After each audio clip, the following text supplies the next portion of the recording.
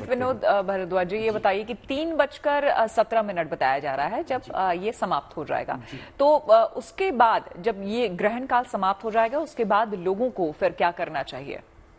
देखिए श्वेता जी, क्योंकि सूर्य ग्रहण और चंद्र ग्रहण के बारे में ऐसा कहा गया है शास्त्रों में कि यदि सूर्य ग्रहण का प्रभाव आपके ऊपर तभी होगा जब उसकी ऊर्जा, जब उसका ओज, जब उसका प्रकाश आपको प्राप्त होगा। तो क्योंकि हमारे भारत में तो इस समय रात्रि है, तो जो है यहाँ पे बहुत ज्यादा इसका प्रभाव नहीं होगा। तो इस तरह से जो है यहाँ के जो लोग हैं उनको बहुत कुछ करने की आवश्यकता नहीं है, और ना तो इसका प्रभाव नहीं। ये सवाल मेरा उन्हीं लोगों के लिए था जहां पर पड़ रहा है इसका असर और जहां भारतवंशी हैं। जी जरूर, मैं उसका भी उत्तर देता हूं। देखिए, जब सूतक समाप्त होता है, जब सूर्य ग्रहण समाप्त होता है, सूर्य ग्रहण समाप्त होता है तो कुछ चीजों पे अपना असर छोड़ करके जाता है, जैसे जल। ऐसा देखा जाता है कि एक तरह से जलीय वस्तुओं पे अपना प्रभाव छोड़ के जाता है। तो अगर आप जल भर के रखे हैं तो उसे फेंक दें। हो सकता है आप भोजन भी यदि आप बना के रखे हैं और उस पे उसका प्रभाव छूट सकता है, तो जो भोजन का भी जहां तक हो सके त्याग कर दें। लेकिन सबसे महत्वपूर्ण चीज है कि आपका स्नान करना, क्योंकि आप स्नान से निश्चित रूप से पवित्र हो जाते हैं, आपके रोम के छिद्र खुल जाते हैं, जो भी नकारात्मक प्रभाव आपके जीवन में है वह नकारात्मक प्रभाव धुल जाते हैं। मनीष यहाँ पर हमारे साथ बने हुए हैं। मनीष, ये बताइए, आजकल जो जेन जी है ना, वो भले ही और किसी स्पिरिचुअलिटी में और किसी चीज की बात करें ना करें, लेकिन वो वाइब्स की बड़ी बात करते हैं कि ऐसी वाइब्स आ रही थी, पॉजिटिव वाइब्स आती है या नेगेटिव वाइब्स आती है। तो अभी जिसके बारे में हम चर्चा कर रहे हैं, जिक्र कर रहे हैं कि ये एक ऐसा काल होता है, एक ऐसा समय खंड होता है जिस समय डिप्रेशन की तरफ जो है कई लोग वो अग्रसर हो जाते हैं, वो डिप्रेस्ड फील करते हैं क्योंकि नेगेटिविटी इस तरह से होती है, ये वाइब्स वैसे होते हैं। क्या आप पर्सनली ऐसा आप भी कुछ बिलीव करते हैं? हाँ, देखिए, एक्चुअली अगर हम बात करें सोलर एक्लिप्स या लूनर एक्लिप्सेस की, तो इस वक्त हम जैसे लोग तो देखने बाहर जाते हैं, क्योंकि अगर इसको हमने कभी ऑब्जर्व नहीं किया होता, साइंटिस्ट ने, रिसर्चर्स ने ऑब्जर्व नहीं किया होता, तो बहुत सारी चीजें जो हम पढ़ पाए सूरज के बारे में, जिसको पढ़ने के लिए हमने आदित्य L1 जैसे मिशन को L1 पॉइंट पे भेजा है, धरती से 15 लाख किलोमीटर दूर उसको स्टेशन किया है।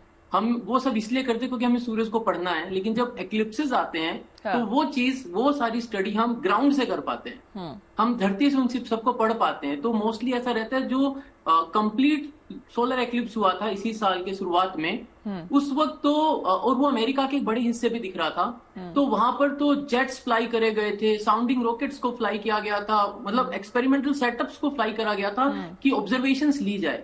अभी हम इस एक्लिप्स की बात करें तो इसमें जो मेन पार्ट होगा ना, जहां पर वो सोने के कंगन की जैसा चमक रहा होगा सूरज, वो पार्ट पूरा का पूरा पार्ट पैसिफिक ओशियन पे होगा। मतलब वो किसी उस रीजन से उस वक्त गुजरेगा ही नहीं, वो कहीं दिखेगा ही नहीं उस रीजन में जहां पे कोई इंसान रहता हो। चढ़ता हुआ एक्लिप्स और ढलता हुआ एक्लिप्स जो है वो तकरीबन 2.25 लाख लोगों वाले एरिया से निकलेगा, बस इतने ही लोगों को ही विजिबल होगा। तो होता क्या है ना, एक्लिप्सेस तो मोस्टली इट्स लाइक एक होता है कि एस्ट्रोनॉमिकल टूरिज्म होता है इसके अंदर, तो लोग जाते हैं उस रीजन में, उस बेल्ट में देखने के लिए। तो अगर वाइब्स की बात करें तो it's a thrill to watch. It's a thrill to watch. ठीक है, अच्छी बात है। और इस चर्चा को, क्योंकि काफी इंटरेस्टिंग है, क्योंकि अलग अलग नजरिया है और मुझे लगता है कि जितने अलग अलग तरह के नजरिए होते हैं उतना ही इंटरेस्टिंग होता है एक दूसरे को समझना भी, उनके थॉट्स को भी समझना, और ऐसे ही हम आगे बढ़ सकते हैं। दरअसल इस बार का जो आखिरी सूर्य ग्रहण है इस साल का, वो क्या इंपैक्ट लोगों पर, उन देशों में जहां पर सूर्य ग्रहण दिखाई देगा उन पर क्या पड़ने वाला है, क्योंकि हमारे देश में ये सूर्य ग्रहण नहीं दिखने वाला है। ऐसे में ज्योतिष क्या कह रहे हैं, जो साइंटिस्ट हैं वो क्या कह रहे हैं और क्या अपनी राय रख रहे हैं, चलिए अब जल्दी से ये जान लेते हैं। चूंकि आचार्य जी हमारे साथ जुड़े हुए हैं, विनोद जी हमारे साथ हैं, राज मिश्रा जी हमारे साथ हैं, सबको ये इंतजार रहता है और ये सभी जानना चाहते हैं जल्दी जल्दी कि भाई उनकी राशि पर किस तरह का ये जो सूर्य ग्रहण है वो असर डालने वाला है। राज मिश्रा जी, मीन राशि से शुरू करते हुए। मेष से शुरू करें या मीन से? मेष से शुरू करते हुए। सो मेष राशि के लिए सबसे इंपॉर्टेंट है कि एक तो स्वास्थ्य पर ध्यान देना है, लेकिन कंपटीशन के क्षेत्र में सफलता प्राप्त होगी, शत्रु को आप परास्त कर पाएंगे। अगर हम वृष राशि को लेकर के बात करते हैं, शानदार रिजल्ट आपके लिए क्या होगा? विद्या अध्ययन में मन लगेगा, विदेश यात्रा होगी, लेकिन प्रेमी प्रेमिका रूठेंगे, इस प्रकार की परिस्थिति है, सावधान रहें।